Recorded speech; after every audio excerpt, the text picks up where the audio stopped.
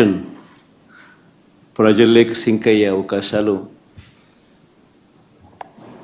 వాళ్ళు చేస్తూ ఉన్నంతగా మనది సింక్ కాదు. కాబట్టి ప్రజలకందరికీ కూడా రెండవ వైపున స్టోరీ కూడా తెలియాల్సిన అవసరం ఉంది. కాబట్టి ఈ మధ్యకాలంలో జరుగుతూ ఉన్న కరెంట్ ఈవెంట్స్ మీద ఈ ప్రెస్ మీట్. రాష్ట్రంలో ఈరోజు దిగజారిపోయిన లా అండ్ ఆర్డర్ పరిస్థితులు, పాలనా వైఫల్యాలు, మోసాలు, అబద్ధాల మధ్య కొనసాగుతూ ఉన్న చంద్రబాబు గారి పాలన.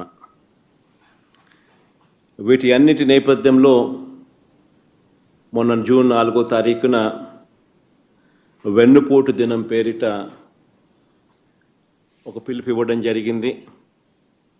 రాష్ట్ర వ్యాప్తంగా కూడా ఆ పిలుపు మేరకు ప్రజలతో పాటు వైఎస్ఆర్సీపీకి సంబంధించిన నాయకులు, కార్యకర్తలు అందరూ కూడా ప్రతి నియోజకవర్గంలోనూ పాలు పంచుకుంటూ ఆ కార్యక్రమానికి హాజరు కావడం జరిగింది. ఆ కార్యక్రమం ఎంత బాగా జరిగింది, జనంలో ఏ రకమైన స్పందన వచ్చింది అన్నది మీ అందరికీ కూడా తెలిసి ఉంది. సంవత్సరం తిరిగే నాటికల్లా ఒక రాష్ట్ర ప్రభుత్వం ఇంత తీవ్రమైన వ్యతిరేకత ప్రజల్లో చోటు చేసుకోవడం అన్నది, ప్రజల మనసుల్లో చోటు చేసుకోవడం అన్నది బహుశా దేశ చరిత్రలోనే కూడా తక్కువైన అరుదైన పరిస్థితులేనేమో. అంత తీవ్రమైన వ్యతిరేకత చంద్రబాబు నాయుడు గారి ప్రభుత్వం మీద కనిపించిన పరిస్థితులు. ఇలాంటి నేపథ్యంలో చంద్రబాబు నాయుడు గారు తాను చేస్తా ఉన్న డైవర్షన్ పాలిటిక్స్ నుంచే కాకుండా చంద్రబాబు నాయుడు గారి ప్రతి మాటలోనూ కూడా అసహనం కూడా కనిపిస్తూ ఉంది. అందుకే నియంతగా తాను మారి అణిచివేత అన్న పదానికి నిజంగా ఒక నిర్వచనంగా చంద్రబాబు నాయుడు గారు ఈరోజు తయారయ్యారు. నిన్న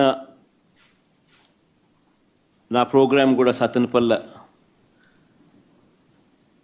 పల్నాడు ఏరియాలో నా ప్రోగ్రాం కూడా నిజంగా ఒక కర్ఫ్యూ పరిస్థితుల మధ్య ప్రోగ్రాం జరిగింది.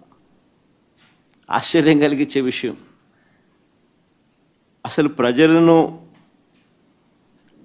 లేదా మా పార్టీ కార్యకర్తలను పరామర్శించడం అన్నది ఒక ప్రతిపక్ష నాయకుడు చేస్తే తప్ప అని అడుగుతా ఉన్నా. చంద్రబాబు నాయుడు గారిని సూటిగా ఈ ప్రశ్న అడుగుతా ఉన్నా. ఎందుకు ఇన్ని ఆంక్షలు పెట్టాలి?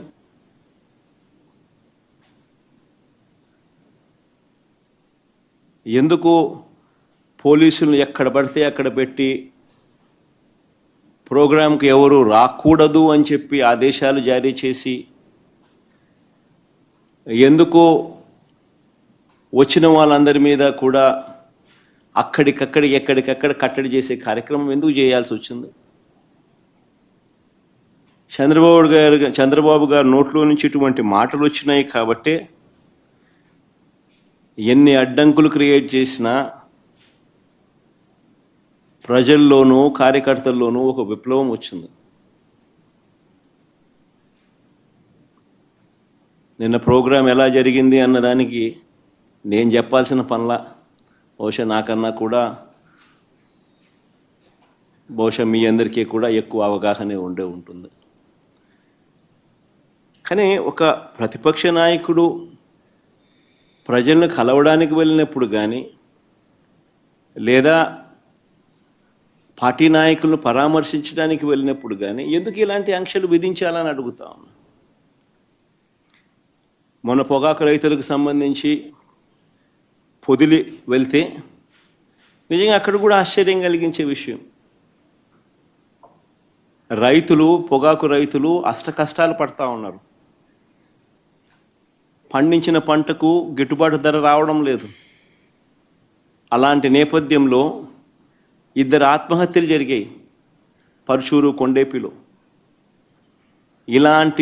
ఇలాంటి పరిస్థితుల మధ్య అక్కడ జరుగుతూ ఉన్న పరిస్థితుల మధ్య రైతులకు సంఘీభావంగా ప్రతిపక్ష నాయకుడు అక్కడికి వెళ్తే ఆ కార్యక్రమంలో రైతులు, ప్రజలు పెద్ద ఎత్తున పాల్గొంటే దాదాపుగా 40,000 పైచిలుకు మంది ఆ కార్యక్రమంలో పాల్గొంటూ ఆ ప్రోగ్రాం జరుగుతూ ఉన్నప్పుడు 40 మందే, ఎంచినా కూడా అంతకన్నా ఎక్కువ మంది కూడా కనపడరు. 40 మందితో నువ్వు 40,000 మంది జరిగే ప్రోగ్రాం మీద రాళ్ళు వేయాలని ప్రయత్నం చేస్తావు. ఆశ్చర్యం కలిగించే విషయం అది. ఏం జరుగుతూ ఉంది? రైతుల సమస్యలు హైలైట్ కాకూడదా? రైతుల సమస్యల తరపున ఎవరు రైతుల తరపున మాట్లాడకూడదా? రైతులకు సంఘీభావంగా ఎవరు వెళ్ళకూడదా? రైతుల సమస్యలు అనేటివి ఎవరు పట్టించుకోకూడదా? 40,000 మంది ప్రజలు, రైతులు పాల్గొన్న కార్యక్రమంలో 40 మంది చేత నువ్వు డిస్టర్బ్ చేయాలని ప్రయత్నం చేస్తావు. ప్రయత్నం చేసి ఇంకా రైతులు, ప్రజలు సమన్వయం పాటించారు కాబట్టి 40,000 మంది 40 మంది మీద పడలా. ఒకవేళ పడుంటే పరిస్థితులు ఏ మాదిరిగా ఉండేదో నేను చెప్పాల్సిన అవసరం లేదు. ఎవరైనా ఊహించుకోగలుగుతారు. 40 మంది చేత గొడవ నువ్వు చేయిస్తావు, ఉల్టా రైతుల మీద నువ్వు కేసులు మళ్ళా పెడతావు.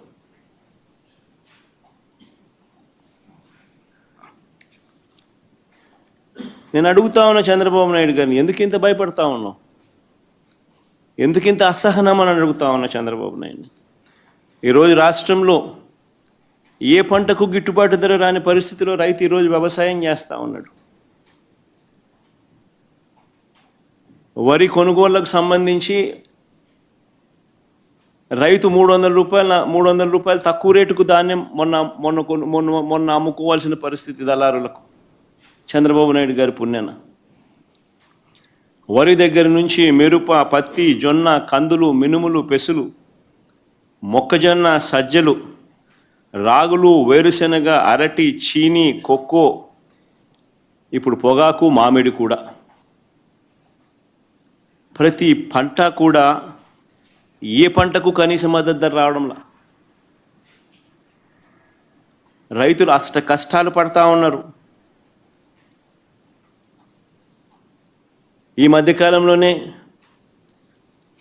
పల్నాడు జిల్లాలో 2 ఆత్మహత్యలు పొగాకు రైతులకు సంబంధించి పల్నాడు కొండేపిలో జరిగితే 2 రోజుల కిందట పల్నాడులో కూడా చిలకలూరుపేట నియోజకవర్గంలో, వినుకొండ నియోజకవర్గంలో 3, చిలకలూరుపేటలో 2, వినుకొండలో 1,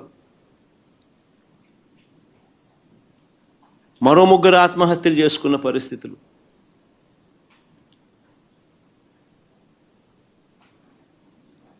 ప్రకాశం జిల్లాలో మన కళ్ళ ఎదుటే ఒక 2 ఆత్మహత్యలు జరిగితే మరో 3 ఆత్మహత్యలు కళ్ళ ఎదుటే కనిపిస్తూ ఉన్నాయి. అయినా కూడా ఈ ప్రభుత్వం పట్టించుకునే పరిస్థితి లేదు. అయినా కూడా రైతులకు తోడుగా నిలబడే కార్యక్రమం అంతకన్నా జరగడం లేదు. ప్రజల సమస్యల పట్ల ఎవరైనా కూడా గొంతు విప్పితే చాలు చంద్రబాబు నాయుడు గారు నోట్లో నుంచి వచ్చే మాటలు ఏ స్థాయిలో ఉన్నాయనంటే భూస్థాపితం చేస్తాడట. ఆశ్చర్యం కలిగించే విషయాలు. 76 ఏళ్ల వయసు ఆయన, 76 ఏళ్ల వయసులో ఉన్న ఆయన ఒక ముఖ్యమంత్రి స్థానంలో కూర్చొని ఉన్న వ్యక్తి ఒక టీవీ ఇంటర్వ్యూలో మాట్లాడుతూ ప్రతిపక్షాన్ని భూస్థాపితం చేస్తాడంట. ప్రతిపక్ష నాయకుడు పేరెత్తి ఆయన ప్రతిపక్ష నాయకుడిని భూస్థాపితం చేస్తారంట. ఆ ఎల్లో మీడియాకి సంబంధించిన ఓనర్, ఆ టీవీ ఓనర్ ఒకడు అడుగుతాడు, ఎప్పుడు భూస్థాపితం చేస్తామని. ఈయన అదిగో మొదలు పెట్టేశాను, చేస్తా ఉన్నాను, త్వరలోనే చేసేస్తాను ఈయన అంటాడు. ఆశ్చర్యం, 76 ఏళ్ళ ముసలాయన.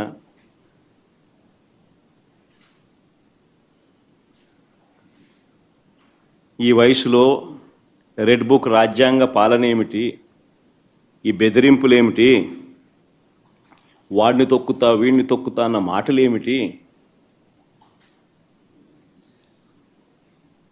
ప్రజలు ఏదో దేవుడు ప్రజలు దయదలిచి ఏదో అధికారం ఇచ్చారు.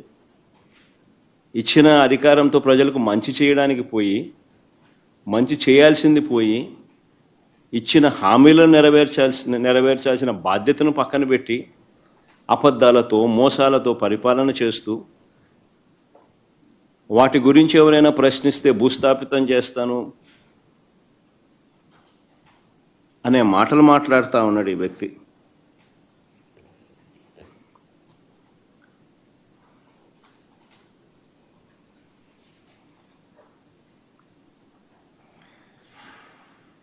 ఈ చంద్రబాబు నాయుడు గారి పాలనలో అసహనం అనేది ఏ స్థాయిలోకి పోయింది అని అంటే,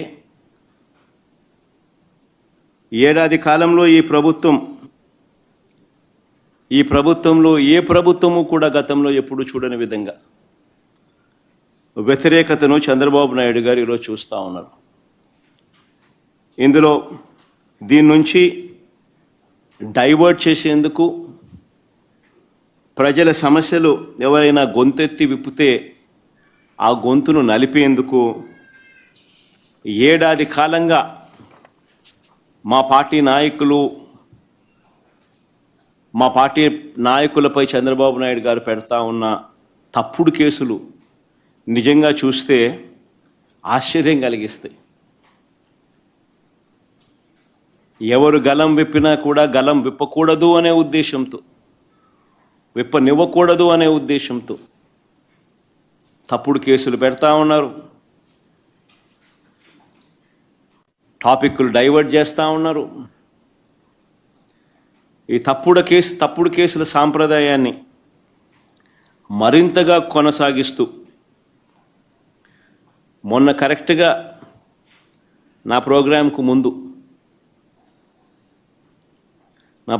ముందు రోజున టాపిక్ డైవర్ట్ చేసేందుకు ఉపయోగపడుతుందనే ఉద్దేశం కూడా ఒక కారణం. రెండో కారణం, గొంతు నొక్కాలి ఎవరైనా కూడా తనకు వ్యతిరేకంగా మాట్లాడితే అన్న కారణం రెండోది. చెవిరెడ్డి భాస్కర్ రెడ్డిని అరెస్ట్ చేయడం నిజంగా ఆశ్చర్యం కలిగించే విషయం. అసలు భాస్కర్ని అరెస్ట్ చేసిన తీరుని చూస్తే, అసలు ఇంతకుముందు మీరంతా కూడా చూస్తూ ఉన్నారు, సంవత్సరం నుంచి ఏ రోజన్నా కానీ భాస్కర్ పేరు లిక్కర్లో ఎక్కడన్నా కనిపించిందా, వినిపించిందా? ఎవడన్నా విన్నాడా? ఎవడన్నా ఎప్పుడన్నా విన్నాడా?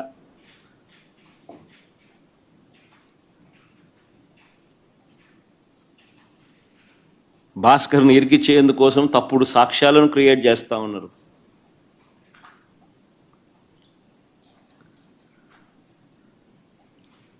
ఆశ్చర్యం కలిగించే విషయం ఏంటంటే, భాస్కర్ గన్మెన్ను అంటే పోలీస్ కానిస్టేబుల్ను పిలిచి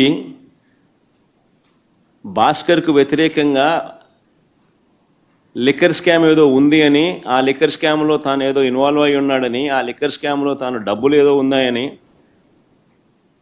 కానిస్టేబుల్తో స్టేట్మెంట్ ఇప్పించుకునే ప్రయత్నం చేస్తే, ఆ గన్మెన్ ఆ కానిస్టేబుల్ ఎవరైతే ఉన్నారో ఆ కానిస్టేబుల్ ఇలాంటి తప్పుడు స్టేట్మెంట్ నేను ఇయ్యలేను అన్నందుకు తనను కొట్టి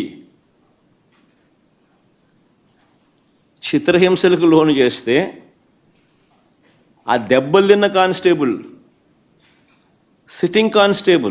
డ్యూటీలో ఉన్న సిట్టింగ్ కానిస్టేబుల్, దెబ్బతిన్న కానిస్టేబుల్ ఏకంగా వీడియో తీసి తనకు తగిలిన దెబ్బలన్నీ చూపిస్తూ, ఆ దెబ్బలను డిస్ప్లే చేస్తూ, జరిగిన సంఘటన తాను చెబుతూ డీజీపీకి లేఖ రాసి గవర్నర్కు, ప్రెసిడెంట్ ఆఫ్ ఇండియాకు లేఖలు పంపించినాడు.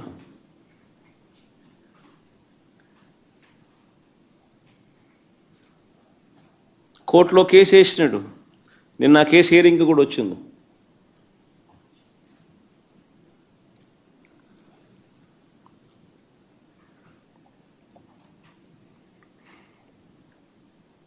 ఆశ్చర్యం కలిగించే విషయం ఇదంతా నిజంగా.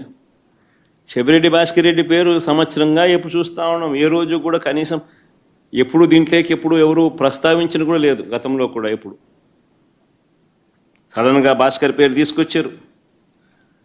ఇప్పుడు సడన్గా భాస్కర్ను ఇరికిచ్చే దానికోసం సడన్గా ఒక కొత్త క్యారెక్టర్ ఇంకొక కానిస్టేబుల్ ఉంది, గిరి అని ఇంకొకరిని తీసుకొచ్చినాడు. అంటే ఒకడు విన్నాడు, ఒకడు వినలా. గిరి అని ఇంకొక కానిస్టేబుల్ తీసుకొచ్చాడు. ఆయనతో గిరి అనే వ్యక్తితో భాస్కర్ మాట్లాడినాడు. అంటే ఆబ్వియస్లీ తన దగ్గర ఉన్న గన్మెన్ ఎవడైనా కూడా మాట్లాడతాడు. ఎక్కడికి పోతున్నావు, వస్తున్నావా, ఎక్కడున్నావు, నువ్వు వస్తున్నావా, ఎప్పుడు వస్తున్నావు, ఏం చేస్తున్నావు, నేను ఇక్కడికి పోతున్నావు, నువ్వు ఎక్కడున్నావు, ఏదో మాట్లాడి ఉంటారేమో. మామూలు సహజంగానే జరుగుతాయి. మన మాదిరి నా మాదిరి ఇంతమంది గన్మెన్ ఉండరు కాబట్టి, ఉండేది ఒకడికో ఇద్దరు ఒకడో ఉంటాడు కాబట్టి, వీళ్ళు ఎక్కడికైనా పోయేటప్పుడు వీఐపీ పోయేటప్పుడు నువ్వు ఏడుండవు స్వామి, నువ్వు వస్తున్నావా, వస్తే ఇద్దరం కలిసిపోదామని చెప్పి మామూలు ఎవడైనా మాట్లాడుకుంటారు. నేను ఆశ్చర్యం చెప్పేది ఫోన్లో మాట్లాడిన ఎక్కువసార్లు ఫోన్లో మాట్లాడినారు. అంటే నీ డ్రైవర్తో కానీ నీ ఇంట్లో ఉన్న ఎవరితో ఉన్నా కానీ నువ్వు ఎక్కువసార్లు మాట్లాడితే చాలు. ఆ మనిషిని పిలుచుకొని రావడం, ఆ మనిషితో ప్రలోభాలు పెట్టడం, ఆ మనిషిని లేదా భయపెట్టడం, ఆ మనిషితో తప్పుడు స్టేట్మెంట్లు నీ ఇష్టం వచ్చినట్టుగా ఇప్పించడం, ఆ ఇప్పించిన స్టేట్మెంట్ ఆధారంగా ఈయనను అరెస్ట్ చేయడం. నిజంగా ఏం జరుగుతూ ఉంది ఇది? అదే మాదిరిగా ఇప్పించే ప్రయత్నం ఇంకొక కానిస్టేబుల్ మీద కూడా చేస్తే, ఇంకొక కానిస్టేబుల్ ఇష్టపడకపోతే ఆ మనిషిని కొట్టే స్థాయిలోకి వెళ్ళిపోతే, ఆ మనిషి ఏకంగా వీడియో తీసి జరిగిందంతా చెప్పి వీడియోను లెటర్ను ఏకంగా డీజీపీకి నుంచి ప్రెసిడెంట్ ఆఫ్ ది కంట్రీకి, గవర్నర్కు లేఖ రాసి కోర్టులో కేసు వేసినాడు. అంటే ఈ మాదిరిగా ఇరికియాలనుకుంటే ఎవరు తట్టుకోగలుగుతారు? ఎవరినైనా ఇరికిచ్చేసేయచ్చు. Where is the end for it? ఆశ్చర్యం నిజంగా. All what you require is an government employee. ఎవడన్నా నీ గన్మెన్ ఎవడో ఒకటి పట్టుకుంటే చాలు.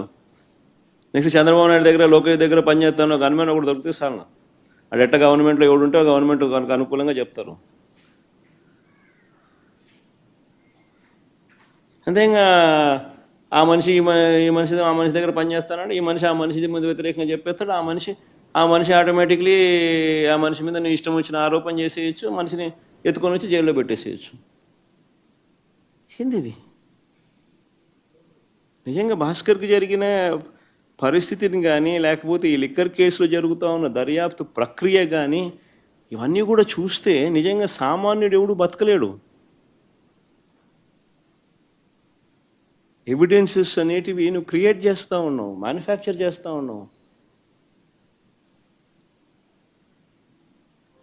ఈ మాదిరిగా తప్పుడు సాంప్రదాయానికి నువ్వు నాంది పలుకుతే రేపొద్దున వ్యవస్థ బతుకుతుందా?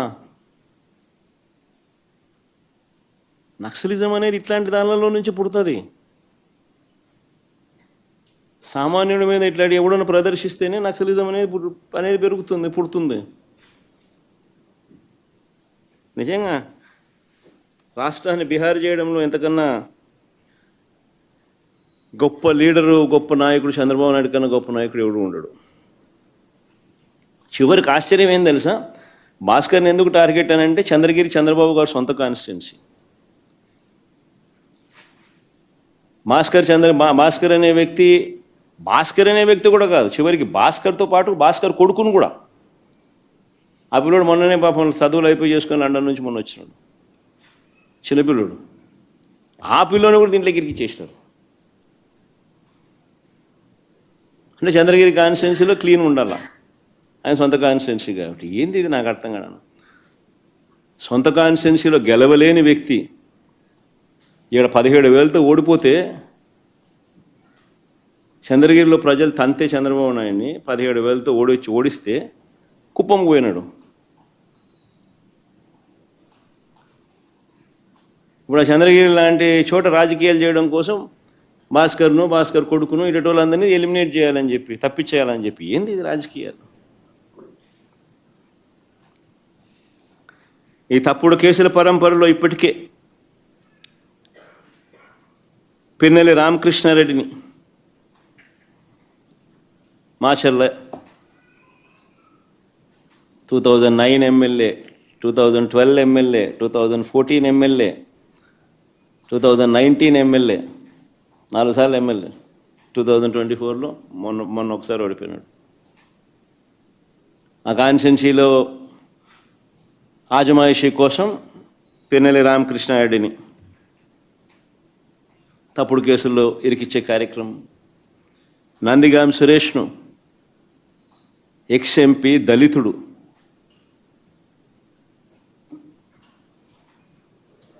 రెండుసార్లు జైల్లో పెడుతున్నాడు. ఒకసారి జైల్లో పెడితే 4 రోజులు జైల్లో పెడితే సుప్రీంకోర్టు దాకా కూడా పోయినాం. కింద మీద పడి ఎట్లనో తనను విడిపించుకొని వచ్చినాం. బెయిల్ తీసుకొస్తే మళ్ళా అరెస్ట్. ఇప్పుడు మళ్ళా దాదాపుగా 3 వారాల నుంచి జైల్లో ఉన్నాడు. సురేష్ భార్య, ఆవిడ మీద కూడా కేసులు. వల్లభనేని వంశీ దాదాపుగా 2 నెలలు దాటింది. ఒక కేసు అయిపోతానే మళ్ళీ ఇంకొక కేసు, ఒక కేసులో బెయిల్ వస్తూనే మళ్ళీ ఇంకొక కేసు. ఇప్పుడు 11 కేసులు అయినట్టున్నాయి. జోగి రమేష్ కొడుకును, కాకాని గోవర్ధన్ని, కృష్ణమోహన్ అన్నను, నా ఓఎస్డి పాపం, ఆయన చూస్తే కూడా అసలు ఎవడైనా కూడా జాలి అనిపిస్తుంది. ఆయన చూస్తే కూడా ఆయన ఆర్డీఓ పాపం. ధనంజయ రెడ్డి పాపం, ఆయనను చూస్తే కూడా బాధ అనిపిస్తుంది. వీళ్ళంతా మచ్చలేని ఆఫీసర్లు వీళ్ళంతా. రాజకేశ్వర రెడ్డి, బాలాజీ, గోవిందప్ప ఇలాంటి వారిని అరెస్ట్ చేసి జైలుకు పంపారు. మా ఎంపీ మిథున్ రెడ్డిని ఎప్పుడెప్పుడు అరెస్ట్ చేయాలని చెప్పి వెంటపడతా ఉన్నారు. మా పెద్దిరెడ్డి రామచంద్రారెడ్డిని చంద్రబాబు నాయుడిని ఎప్పుడో కాలేజ్ టైంలో ఎప్పుడో కొట్టినాడంట ఆయన. ఆ కోపం ఇప్పటికి కూడా ఉంది. వాళ్ళ కొడుకుని అరెస్ట్ చేయాలంటాడు, వాళ్ళ నాయన్ని అరెస్ట్ చేయాలని అంటాడు.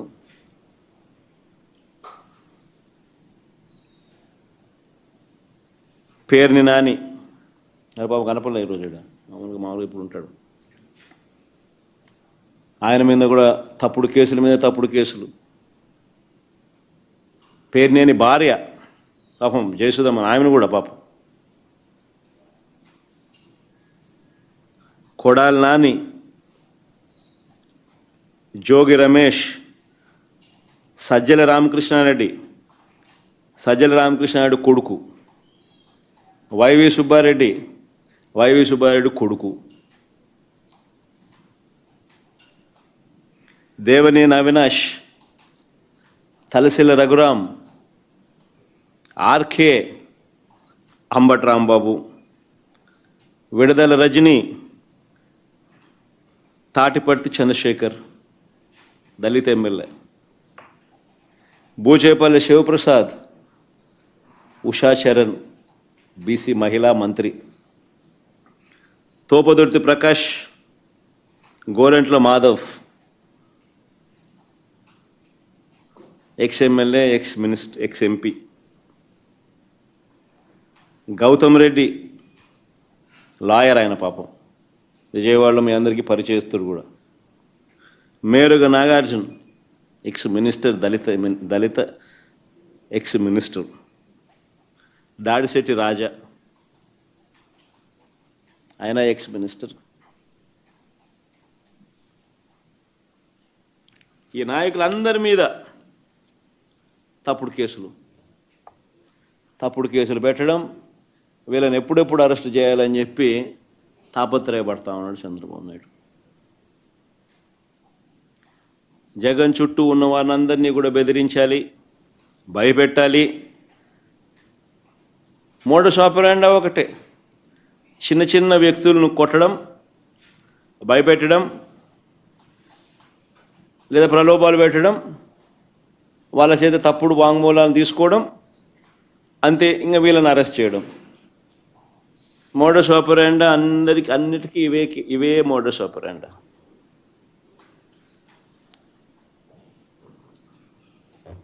అన్నిటికీ సేమ్ మోడస్ ఆపరాండి. మోడస్ ఆపరాండి మాత్రం అన్నిటికీ సేమ్. చిన్న చిన్న వ్యక్తులను కొట్టడం, భయపెట్టడం, ప్రలోభాలు పెట్టడం, వాళ్ళతో స్టేట్మెంట్ తీసుకోవడం, స్టేట్మెంట్ తీసుకుని వీళ్ళని అరెస్ట్ చేసే కార్యక్రమం చేయడం. అన్ని తప్పుడు కేసులు, తప్పుడు ఆలోచనలు, తప్పుడు పనులు.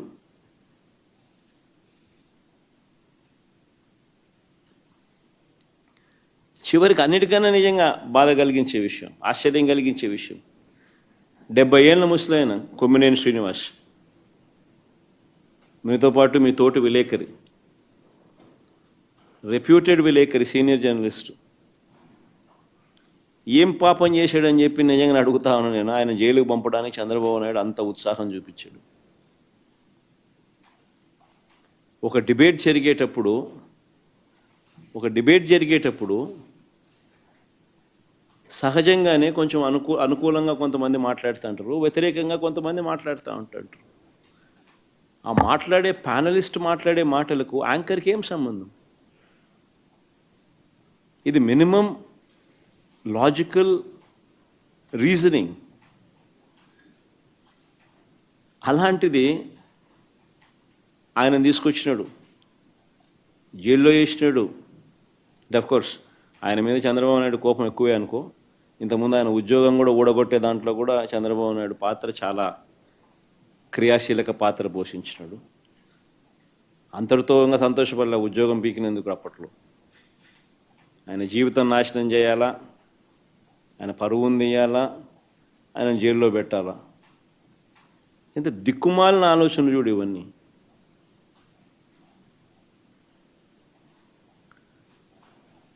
చివరికి ఆశ్చర్యం కలిగించే విషయం ఏంటంటే, ఆ రకంగా ఆయనను అరెస్ట్ చేయడమే కాకుండా ఇప్పటికీ కూడా అరెస్ట్ చేయడమే కాకుండా, ఆ మనిషిని అరెస్ట్ చేయడమే కాకుండా